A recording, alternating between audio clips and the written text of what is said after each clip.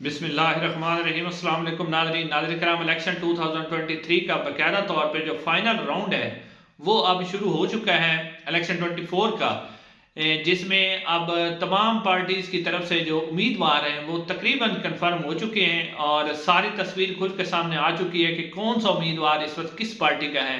तो हम भी अपने चैनल पर आप लोगों की खिदमत में पाकिस्तान के जो कौमी असम्बली के मुख्तलिफ हल्के हैं उनकी तफसीलात आपके सामने रख रहे हैं कि इस वक्त पार्टी की क्या पोजीशन है, कौन सा उम्मीदवार किस पार्टी का है और किस उम्मीदवार की पोजीशन ज़्यादा जो है वो मजबूत है। तो नाजरीन से गुजारिश है कि चैनल को ज़रूर सब्सक्राइब कर दें और कमेंट सेक्शन में अपनी आरा का इजहार ज़रूर करें।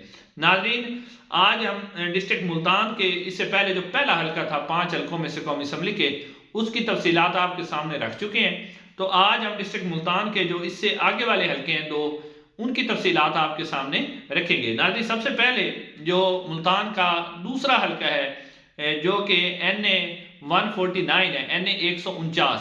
नाज़रीन, NA 149 जो इसका नाम है या इसका हल्के का नंबर है वो 2023 की जो नई हल्का बंदी है उसके मुताबिक है, जबकि 2018 में जब इसका नंबर था तो वो था NA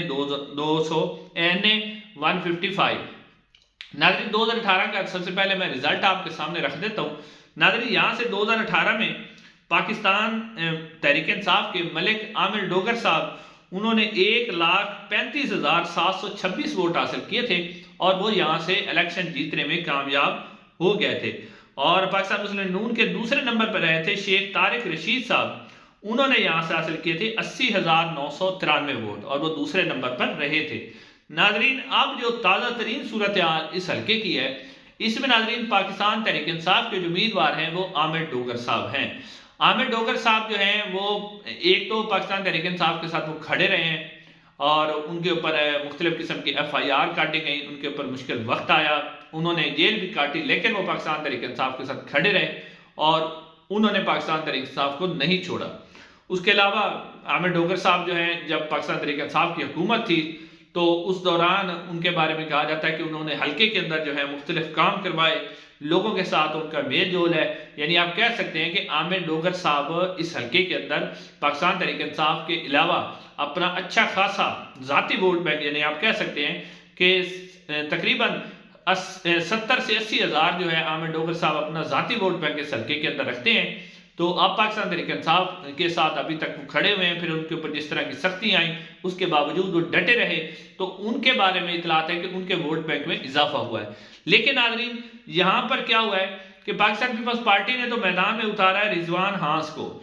Pakistan peoples party, Rizwan हांस साहब जो है वो अपना ज़ाती वोट बैंक रखते हैं और पाकिस्तान पीपल्स पार्टी का वोट बैंक भी जो है उनके साथ है। लेकिन जो सबसे अहम बात है वो ये है कि पाकिस्तान मुस्लिम नून ने यहाँ पर जो है इस्तेकाम पाकिस्तान पार्टी के साथ सीट एडजस्टमेंट कर ली है और जहांगीर खान तरीन जो कि इस्तेकाम पाकिस्तान पार्टी के सदर हैं, सरबराह हैं, वो इस हल्के से इलेक्शन लड़ रहे हैं और यहाँ पर वो आमिर डोगर साहब का मुकाबला करेंगे। और पाकिस्तान मुस्लिम नून ने अपना उम्मीदवार खड़ा नहीं किया, वो जहांगीर खान तरीन को सपोर्ट कर रहे हैं, जबकि पीपल्स पार्टी के रिजवान हांस भी मैदान में हैं। अब नाज़रीन, क्योंकि आमिर डोगर साहब एक बहुत ही मजबूत उम्मीदवार है, तगड़े उम्मीदवार हैं, और फिर जहांगीर खान तरीन जो है वो इस हल्के के अंदर है, क्योंकि वो तो मकामी नहीं है यहाँ के, वो तो लोधरा के हैं, अब वो बाहर से आके मुल्तान से इलेक्शन लड़ रहे हैं। तो अब क्या मुस्लिम नून का वोटर जो है, जो कि शेख तारिक रशीद साहब या उनका जो वोटर है मुस्लिम नून का, क्या वो जहांगीर खान तरीन को वोट देगा? ये बहुत बड़ा सवाल है। और फिर आमिर डोगर साहब जैसा मजबूत उम्मीदवार, तो क्या उसको जहांगीर खान तरीन हराने में कामयाब हो जाएंगे? तो नाजरीन, अब तक के सर्वेस के मुताबिक आमिर जो डोगर हैं वो यहाँ से आराम से इलेक्शन जीते हुए नजर आ रहे हैं और जहांगीर खान तरीन जो है इस हल्के के अंदर से शिकस्त खाते हुए नजर आ रहे हैं। बेशक उनके साथ मुस्लिम नून की सपोर्ट भी है, तो फिर भी जो है वो यहाँ से इलेक्शन हार जाएंगे अब तक के सर्वेस के मुताबिक। नाजरीन, अब हम बात करते हैं जो इससे अगला हल्का है NA 150। ये नाजरीन NA 150 जो है मुल्तान का तीसरा हल्का है, ये 2023 की नई हल्का बंदियों के मुताबिक इसका नंबर है, जबकि 2018 में इसका नंबर था NA 156।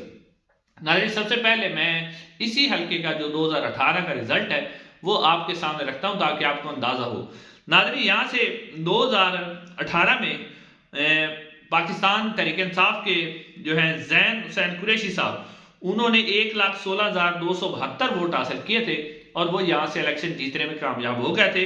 और आमिर सईद अंसारी जो कि पाकिस्तान मुस्लिम नून के उम्मीदवार थे, उन्होंने 84,940 वोट हासिल किए थे और वो यहाँ से दूसरे नंबर पर रहे थे। अब नाज़रीन, पाकिस्तान तहरीक इंसाफ की तरफ से जो उम्मीदवार हैं वो ज़ैन हुसैन कुरैशी हैं, वही पाकिस्तान तहरीक इंसाफ के उम्मीदवार हैं इस हल्के में से। हालांकि ये शाह महमूद कुरैशी साहब का हल्का था, शाह महमूद कुरैशी साहब के कागजात नामजदगी मुस्तरद हो गए हैं, तो अब वो यहाँ से ज़ैन हुसैन कुरैशी साहब वो इलेक्शन लड़ेंगे।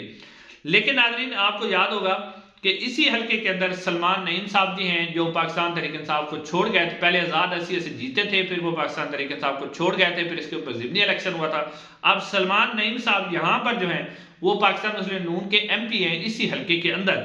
लेकिन यहाँ पर जो बड़ी तब्दीली ये हुई है कि पाकिस्तान जो मुस्लिम नून है, उन्होंने आपके जो साबका उम्मीदवार थे आमिर सईद अंसारी, उन्हें टिकट नहीं दिया, बल्कि टिकट उन्होंने दिया है जवेद अंसारी साहब को। अब नाज़रीन, जवेद अंसारी साहब क्योंकि पहले शाह महमूद कुरैशी साहब के नीचे MPA के इलेक्शन लड़ते रहे हैं, पाकिस्तान तहरीक इंसाफ में थे, तो अब वो क्योंकि पाकिस्तान तहरीक इंसाफ को जिसने भी छोड़ा है और फिर पाकिस्तान तहरीक इंसाफ को जो छोड़ने वाले हैं उनको जो है प्रेशर नून लीग पर डाला जाता है, क्योंकि नून लीग के बारे में खबरें आ रही हैं कि वो अपनी तरफ से टिकट नहीं देते, उनसे टिकट दिलवाए जाते हैं। तो यहाँ पर भी जो है एक MPA का जो उम्मीदवार था, साबका MNA को छोड़कर उन्होंने यहाँ पर जो टिकट दिया है वो जवेद अंसारी साहब को दिया है मुस्लिम लीग नून ने। अब मुस्लिम नून के जो उम्मीदवार होंगे वो यहाँ से जवेद अंसारी साहब होंगे, जबकि अब अंसारी फैमिली जो है, दूसरी अंसारी फैमिली वो भी नाराज है। लेकिन टिकट जो है जवेद अंसारी साहब को दिया गया है, वो इसलिए दिया गया है क्योंकि उन्होंने शाह महमूद कुरैशी साहब का साथ छोड़ा है, तो उसके सिलसिले में उन्हें एक रिवार्ड के तौर पर मुस्लिम नून का यहाँ पर टिकट दिया गया है। लेकिन नाज़रीन, अब इसी हल्के के अंदर अगर आप देखें तो जवेद हाशमी साहब के जो भांजा है बहार अली हाशमी, उसको वो भी पाकिस्तान तहरीक इंसाफ में शामिल हो गए हैं और वो ज़ैन कुरैशी साहब के नीचे जो है इसी हल्के में से MPA का इलेक्शन लड़ेंगे।